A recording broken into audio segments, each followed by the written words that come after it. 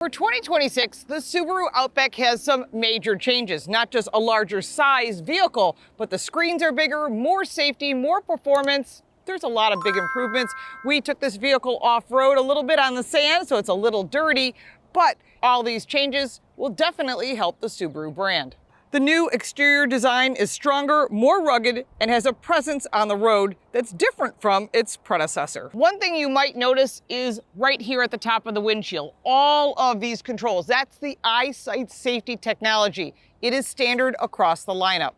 And it does have a lot of nannies, so it's something you can shut off, or maybe it's something you actually need. Part of the new enhanced camera and radar sensors have some new features: acceleration override assist, front and side alert assist, braking for greater awareness, and collision avoidance. There is an optional available blind spot monitoring and rear cross traffic alert, which I think are positives, and you should have that on your vehicle. Our test vehicle is deep emerald green, which is an additional $395. There are 6 different trim levels. The test vehicle is a premium trim level, which is the top of the line. You will notice more upright grille, vertically stacked headlights, and those fog lights are also LED, and they're functional on and off-road. Under the hood is the Subaru Boxer double overhead cam engine, 4-cylinder 2.5-liter engine with 180 horsepower and 178 pound-feet of torque. The Wilderness and XT trims offer a higher output turbocharged 2.4-liter engine, but what makes the Subaru famous is its symmetrical all-wheel drive, which is one of the best in the business. It's backed by a CVT transmission with an 8-speed manual shift mode and paddle shifters. Fuel economy, 23 miles a gallon in the city and 27 on the highway. For 2026, there's a larger 18-gallon fuel tank, which extends the driving range and your convenience. For off-road capability, there is trailer towing capacity is 2,700 pounds with the base engine, 3,500 pounds with the turbocharged engine, but it does have trailer stability assist. For off-road and on-road, there's an X mode for snow and dirt with hill descent control. For handling, there's active torque vectoring, which definitely helps this vehicle, as well as riding on 18-inch dark gray aluminum alloy wheels with 225/60 R18 all-season tires. You will notice that for 2026, there is a boxier shape to this vehicle: black roof rails, privacy glass, black side mirrors, and it has an 8.7-inch ground clearance. One of the changes for 2026 is a flatter rooftop, which is actually elevated 2 inches, and part of that is to give you more room on the interior of the vehicle. One other feature that Subaru added for this year was insulated glass that's more insulated in the past, which gives you a quieter ride, which is one of the complaints I had about past Subarus, is it just sounded tinny. Well, that takes a lot of that out and makes this vehicle a nicer ride all the way around. Curb weight on the new Subaru is 3,772 pounds. The warranty on the Subaru is 3 years, 36,000 miles. The powertrain is good up to 60,000 miles, and there is no complimentary maintenance, which some of the competitors do offer. It's important you do all your research before you make a final decision. Coming around to the back, you've got a matte black upper rear wing with your integrated third brake light. Wiper blade is here. I love the wiper blade tucked up underneath, especially if you're off-roading and the wear and tear from the sun here in Florida, or if you're up north in the upper half of the country, you've got snow and ice scrapers. It damages these wiper blades. LED taillights all the way across the back with that Subaru logo, Outback in matte black on our test car, and embossed Subaru across the back. There is a power liftgate on this vehicle, and inside is a lot more cargo space. Cargo space has been improved for 2026. There is 2 additional cubic feet of storage, and that does add up. 35 cubic feet of storage with the second row up. Fold down that 40/60 split seat, and you're at 81 cubic feet of storage. Our test vehicle had all-weather mats, but a set of cloth mats came with it in the trunk that are really nice if you live in milder weather. The interior is fully redesigned for 2026, and the improvements are impressive. In the past, maybe there were some things you didn't like. Well, you're going to like the new interior. A larger center screen, a larger digital gauge display. For the driver's side seat, and all the materials are new, 10-way power seat, 2-way lumbar. On the passenger side, it is all manual, but at this price point, it's going to be about the driver. The material on the seat is called StarTex. It's basically a waterproof vinyl, which is great if you're off-roading, going to the beach like we did, or doing a little off-roading. One thing that I really like is the new upgraded materials, both on the dash and on the front of the dash in front of the passenger. Cloth materials, nice soft materials, makes it feel more warm inside versus a harder plastic interior, which you might find in some of the competitors. The biggest thing you're going to note is that 12.3-inch display with wireless Apple CarPlay and Android Auto. works seamlessly, and the processor is much faster than the previous generation. Above is a glass roof with a manual shade. Very nice, especially if you're off-roading and bring some of that sunshine in. Some of the features on this vehicle include wireless charger, large cup holders, and of course a real shifter, which I like. There's also a My Subaru app that has remote start. You can lock and unlock the doors, and those are all really nice convenience features. Heading into the second row, there is tons of headroom now because they raised the roof 2 inches. That makes it a more spacious, comfortable interior, just an overall bigger feel, tons of legroom. I'm 5'8", and this seat was set for me, and I still have all this legroom, pockets behind each of the seats, vents, a 3 amp USB-C charge port, and a 2.4 amp USB-A. All these things are so you're always charging. And thinking about people that have the older phones, not everybody's on the USB-C charge port. 2 cup holders, folds up 40, 60 fold seats. The materials are nice. 2 latch systems for child safety seats on the outboard seating. When it comes to driving the Subaru Outback, it is improved. Of course, the performance is a big difference, and the all-wheel drive is fantastic, whether you're on sand, on dirt, or snow. This vehicle is a great year-round vehicle, no matter where you live in the country, and that's why they've been so popular. People like the fact that it's got everything you need.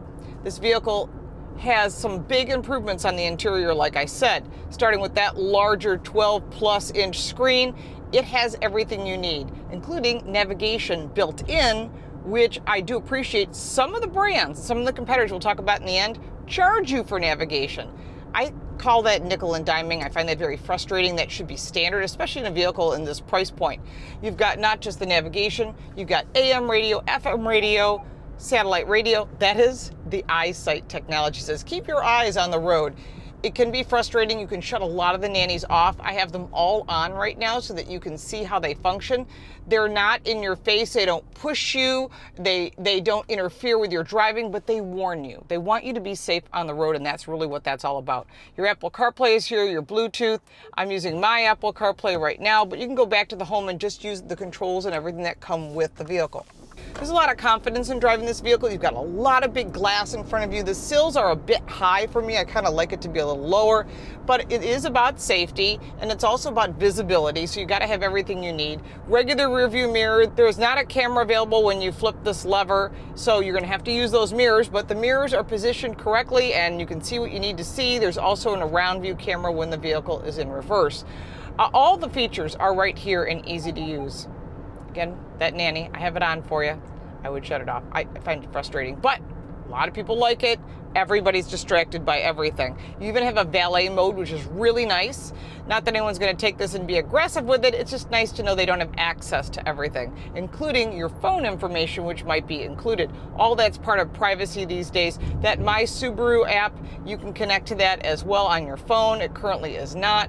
Flip over there and I go, I want anything on the screen in front of you, and it can be nice and quiet. It's quite hot here in Florida in January, which is not unexpected. All your controls are here. When the vehicle is stopped, you can go into these eyesight driver safety features and change them. Whether you want the proactive driver assist, your collision avoidance, how you want them on, do you want them on? All of that is available right here, as well as your other safety features.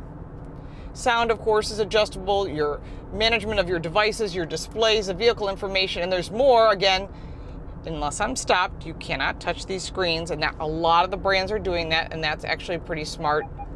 I like the fact that you can touch the screen. When you're talking about something like a Mazda, their screen is not touchable, and so Subaru has really thought about what people like. Remember, there is a partnership with Subaru that's with Toyota, so you're going to see a lot of similarities. It's a Google-based map, and Toyota has elevated their brand to such a level that they're now working with other Japanese brands such as Subaru, and most people don't even realize that Subaru is a Japanese brand. There's also paddle shifters on the backside of the steering wheel. You probably won't use them, most people won't, but they're there if you need them, and it makes for a nice little performance feature, but this vehicle is not a performance car. There is no sport mode.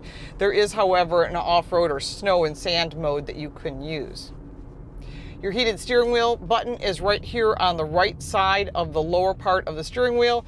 Everything is soft touch. It's nice. I really like the cloth materials. I think it's a better use than using the vinylish soft materials. I do like the cloth, and it's nice. Should be pretty easy to clean. Climate control is separate from the center screen. I do appreciate that. That's very frustrating. 3-stage heated seats are here.